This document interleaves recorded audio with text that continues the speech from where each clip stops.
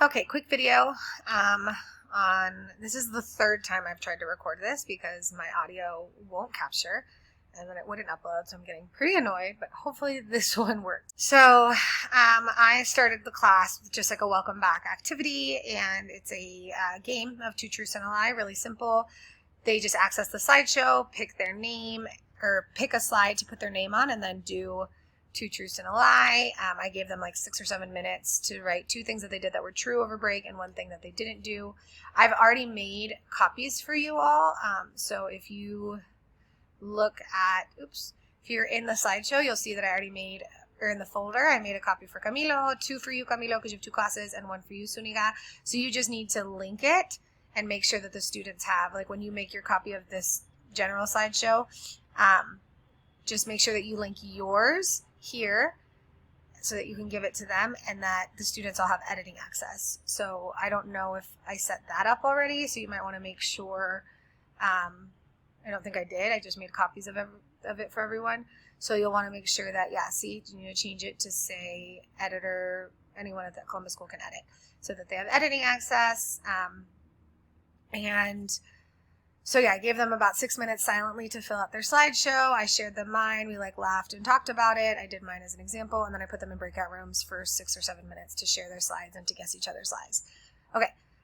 Then going into slide number 4, it's just a reminder of some of the upcoming dates. For the Nostra model is due on April 7th, and that the signed convenio is due on the 12th.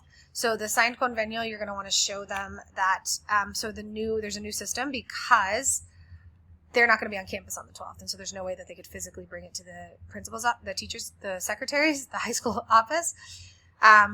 So how are we going to do this? I just created a Google Drive folder that everyone has editing access to.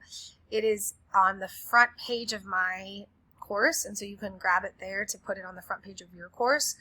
It's going to take them to, so you can go ahead and actually, I modeled this for the kids. I showed them, I said, okay, so when you have your convenio and it is signed, you're going to scan it onto your computer. Then you're going to go to my class or your teacher's class, and you're going to go to this link, and it's going to take you to this folder. You have editing access, so you can just drop the scanned version into the folder. So I will get access to it that way, since you won't be able to bring it to campus. So there's that. So again, you might want to show them that, because in Schoology, because it's a link to a folder, it will say refuse to connect, won't work. That's not true. They just need to open it outside of Schoology, and it'll take them to that folder that they can then drop their scanned convenios in. So you'll want to go over that with them. Also just remind them, I just remind them, hey, this is the folder where you're going to find everything. It's in cycle 3, because that's the cycle where we started it in. So you're going to go to the cycle 3 folder. That's where you'll find the actual convenio document that you can fill out, send to your professional sponsor to have them digitally signed and send back to you. And then you'll take that version of it and put it in the folder that I just showed you on the main page. As well as, with your Nostra model due tomorrow, don't forget all the directions on how to turn that in are here in that same folder. Okay. So now, okay, so what happens now? I get the logistics of what's being turned in. The Nostra model has to be turned in. The convenio has to be turned in. But what's actually going on with our ISCs? Well, like I said, your proposal should have already been approved. If it hasn't been greenlit, if it's still yellow or red, please reach out to your professional sponsor or your teacher. Get a meeting on the calendar to figure out what's going on there. You're getting your professional sponsor secured. You're getting that convenio signed. And now we're moving into the actual elements of the project, which are their community tools, which is the bulk of the project. Your ISC will live through these community tools. What your social change is actually the creation, development, and design of these community tools. And then you'll turn that into what were you able to accomplish? How meaningful was it? What kind of impact did you have? Is your written report? And then you'll present at the fair. So right now we're going to talk about community tools. What exactly is that? You learned a little tiny bit about it just to kind of give you a sense. Before you guys wrote your proposals, they looked at the community tools rubric just to get a sense of what that was, so they could think about that for writing their proposals. But let's deep dive into it now. So what I had them do is just access the community tools rubric that is linked here, and I just put in the chat. So I just copied the link and put it in the chat and had them access that, and then I put them into breakout rooms. And in breakout rooms, I had them access, or before I put them into breakout rooms, I had them access this Jamboard. and told them that you're going to create a text box in your breakout rooms together and write 3 bullet points and explain the main components of a community tool. So you'll see here one of my groups already did it. Breakout room 2 did nothing, but breakout room 3, breakout room 1, breakout room 4, and then I had them kind of share out. I had them identify a spokesperson and then share out what they talked about and what they put on their post-it notes. So then I'll do that with my other class. I've made one for you, Camilo. I don't know why it says 3, 4. Camilo, you have 2 because obviously you have 2 classes. And then Suniga, I made one for you as well. Just the same Jamboard, so we can all use the same one. Then after that, I had them write, to kind of close out this activity, I had them write in the chat one idea they're already having about community tools. And I said, or maybe you don't have an idea yet and you need to like see examples. Like you can write, I need to see examples in the chat. I said that so that then some kids wrote like, oh, an Instagram page, or I'm going to make workshops. And then a lot of kids wrote like, I need to see examples. Cool. Our next class together, you're going to look at some examples of community tools to deepen your understanding and get a sense of like what a community tool could look like. This is just a quick snapshot of how they should be using their time. So I have submit master model. By the end of this week, you should really have decided on community tools. Not exactly the content of the tool, but like what you want to create. So maybe not the depth of like, I know exactly what's going to go in the community tool, but what are you going to do? Are you going to make workshops? Are you going to do Instagram pages? Are you going to put together a marketing campaign for your company? Like what kind of tool do you want to create? Tools, plural. Convenio signed. Next week, we're going to be working on those community tools while getting some mini lessons on how to properly gather data. Then we're all back on campus on the next 10th. You're going to continue to work on community tools while getting a couple of mini lessons on the feedback process that you're all going to have to engage in the month of May. All right, so that's it. Scope and sequence of like the next 3 weeks. Work time. My class, because we've spent so much time on 2 truths and a lie, only ended up with like 15 minutes of work time, but most classes should be split with like a 20-minute mini lesson and then 40 minutes of work time. All right, day 2. The day 2 objective is we can review sample community tools to deepen our understandings of the expectations of a community tool. I'm going to go right into the activity. You're going to have them access the sample community tool number 1, which you can get from here, copy the link, put it in the chat. It's also in the document that they're going to look at itself, so whether they access it from you giving it to them in the chat or in the document doesn't really matter.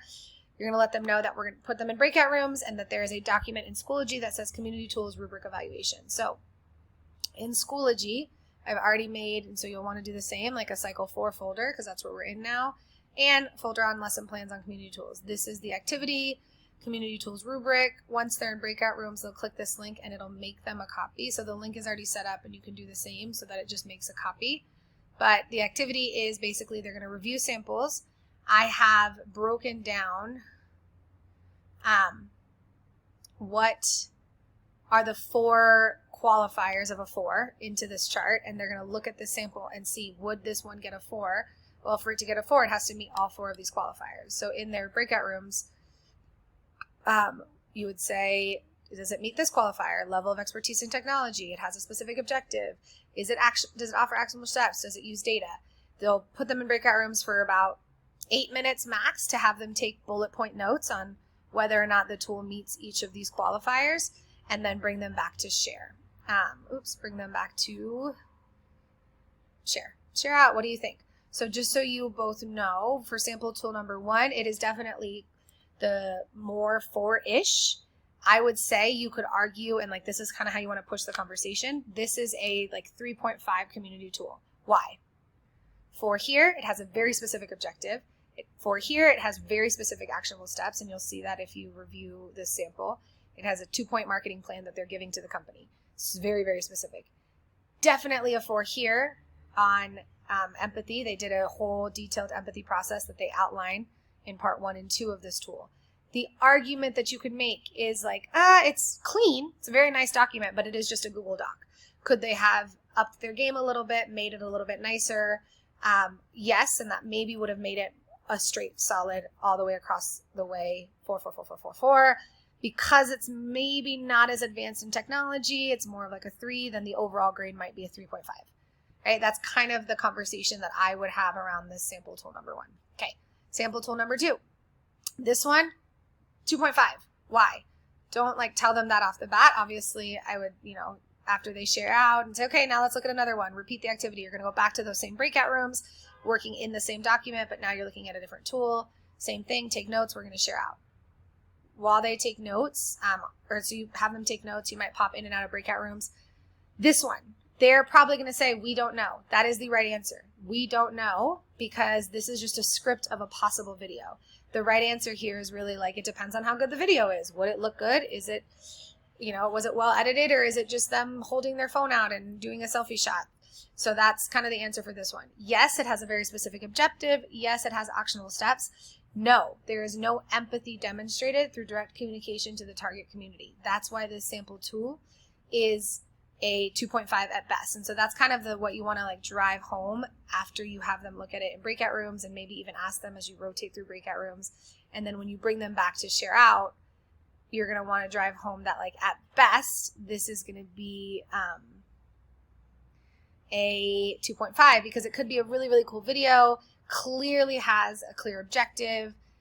It has really cool action steps, which are awesome, but missing from this is like that they nowhere in the video said, we know that this is a needed